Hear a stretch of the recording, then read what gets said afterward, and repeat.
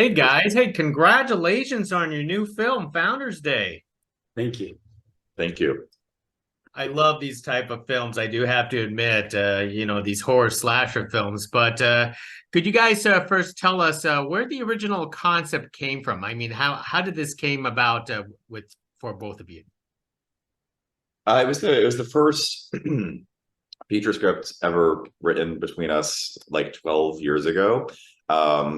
Just inspired by kind of formative movies of our youth, and then it was the first one we wanted to make, and then it got, I don't want to say backburnered, but other things happened instead first, and then we found our way back to it. Yeah, slashers were always a very formative subgenre for us, so we were very intrigued by it. And our first draft of this is very different than now. So when we revisited it, we got to sort of see it from the perspective of now, which is really cool as well.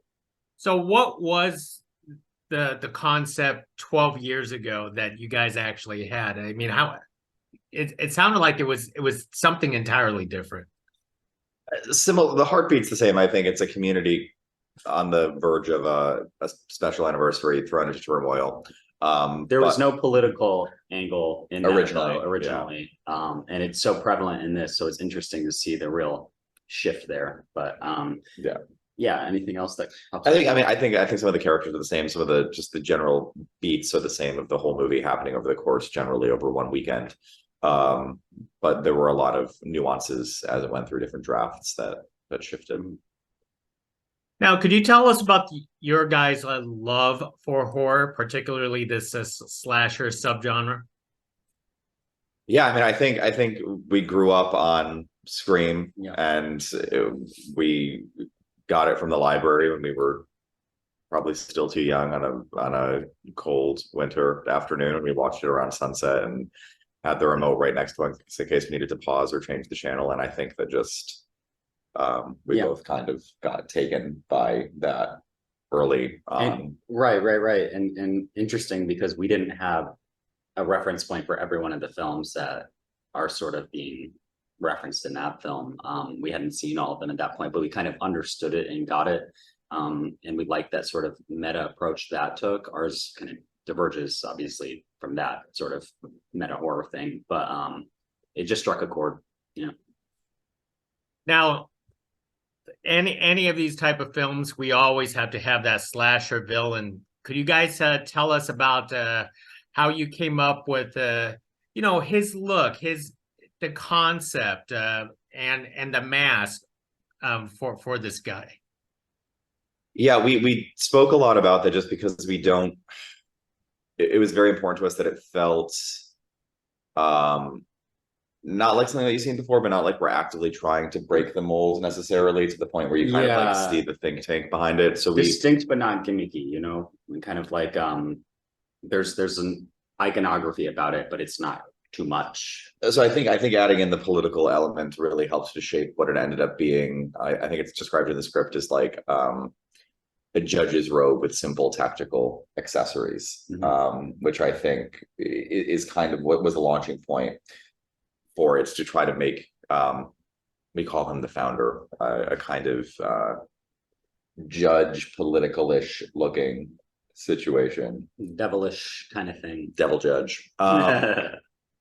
But yeah, I mean, and so working on the mask, we had this idea that it was like this comedy and tragedy mask kind of fused together, and we worked with a really great design team, and the question came up if we wanted the mask to be white or red, and we landed on red, and we're really happy we did, because there's something that just feels very, just in that color shift, very specific about it. Now, how practical was the gavel that you guys actually created? Did it actually work, or was that just movie magic for ourselves? Oh, it worked. We had 3 gavels. We had like one real gavel, one a little bit softer, and one like a full like foam gavel. But they were conceptualized and fabricated for this movie. I have them in the closet right now. They're very cool. Heavy too. Like if you feel it in your hand, it's like it's a lot to hold. That was a big thing too, just having an interesting weapon. And there's certainly some like classic slasher weapon moments in this movie, but I think that having having a unique, Distinct. a distinct weapon was a big thing for us. Well, that certainly contributed to the persona of the founder. Can you guys reveal who played the founder? I'm not talking about character-wise, but like what was it? Was it a specific actor or stunt person who played him? So do you want to go? We have a colleague who we've worked in some productions with that was very well suited for this, and we immediately envisioned him kind of taking this on because he just has an implicit understanding for these kinds of things. If you want to roll with that, Yeah, no, we've worked closely together before. His name's Jack Lynch. He does a lot of stunt work now, but he's a friend of ours, and we just talked a lot about that and kind of developed some of the movement vocabulary with him, and it was really, although we did have a few other people that like had a chance to be under the mask for like insert shots and things like that. I'm under there once. Carson has a turn. Carson's every there are a few folks who get to like, you know, double at certain moments. Yeah. Now, of course, you know, this being a sort of a, you know, a horror in a political setting, tell us about the timeliness of a, you know, a horror story such like this, because, you know, when we think of politics now, because we think of divisiveness, but you created some unlikable characters in its own way for this film that we would love to cheer for their deaths, obviously. What? Yeah, I mean, we wanted to, it was important to us, without going into too many of the specifics, to make characters that were not explicitly aligned with any kind of larger ideology. Yeah, beyond party or whatever. Beyond their campaign slogans, and beyond what they were trying to like, how their approach to the event itself. Just to kind of get to the people beneath the politics and how the system can be manipulated, and to use that as a way to raise the stakes. I think we found like exploring the social components going on behind all of this the most interesting kind of like inroad for this. So in many ways, just sort of like however they align on the spectrum of politics is like inconsequential in some way, consequential in other ways, but there's the similarity that everyone shares, and you're saying like an unlikability that kind of runs its way through a lot of different people at different times that I think kind of personify some of the points we're trying to make. I think this is that we think about like who they are when they're on or when they're not on, and when they are the candidate or the mayor or the councilman or the whatever. How far does that go into bleeding into like their identity, and how distinct are those things, and using that as a way to create some fun conflict and headbutting, which hopefully, you know, people can sort of enjoy the bitchiness of. So. People like bitchiness, so.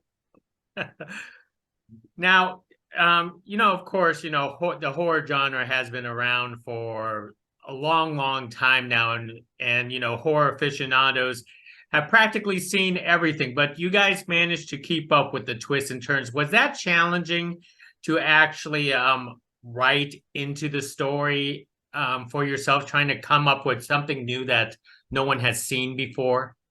Tread carefully, Carson. Yeah. Thank you. Yes, thank you. I think it's an interesting thing that just at the onset we've had conversations about, which is people expect a lot now, and people kind of like have seen a lot of movies. So we're trying to think about like, how do you sort of like, you know, surprise or just like thrill people that have this like deep, you know, list of movies they've seen. And then there's also people that are maybe newer to the genre that you don't want to lose as well. So it's like, it's a bridge between those things. But I think we asked ourselves, like, what's familiar to us and what do we want to use from that familiarity, and what's new to us? So it's a different kind of way to explore this or way to take this that would thrill us. And I think that's sort of what we did. Yeah, because I think we're both of the mind, we're not going to like actively subvert just for the sake of subversion, because that feels artificial and not story driven. Right. But I think that, you know, you don't want to, I don't want to make the same movie that somebody else has made, but I don't think familiarity in and of itself is an issue. So we just talked a lot about like what feels right and what are our options in any given situation, and what might happen if we take this turn. And but we talked a lot about it, but obviously the nature of the beast is like we want to keep the secrets as close to the vest as possible. So it'll be very fun to see how this plays for the crowd in the coming weeks, for sure. Most excellent. Could you tell us where the production set was? What small town did you find as the perfect locale for your film? We filmed in New Milford, Connecticut. They've done a few movies there over the years as well. A couple pieces of some other horror movies too. I think some of My Soul to Take was there, and one of Rob Zombie's Halloween. Adam Sandler's Mr. Deeds. Mr. Deeds was there. So it felt like the right place. Well, small towns always are perfect for creepy horror stories like this.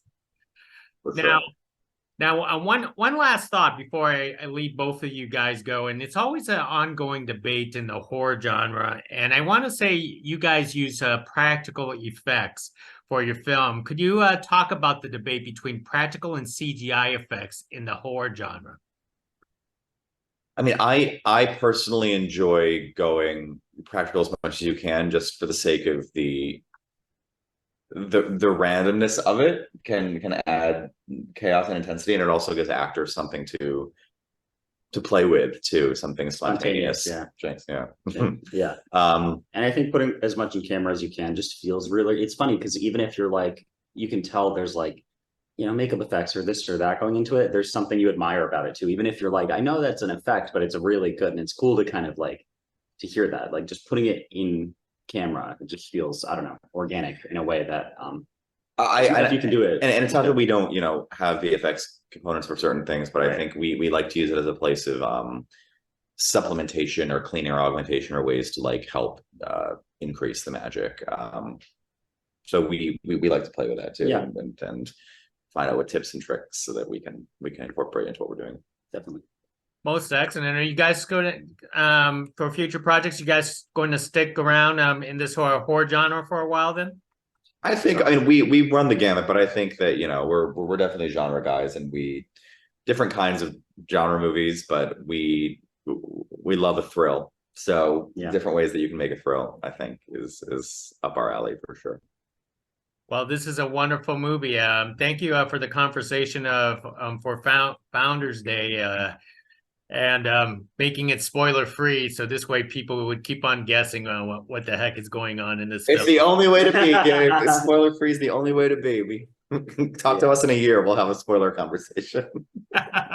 Both excellent, gentlemen. Thank you very much. Really appreciate it. Thank you.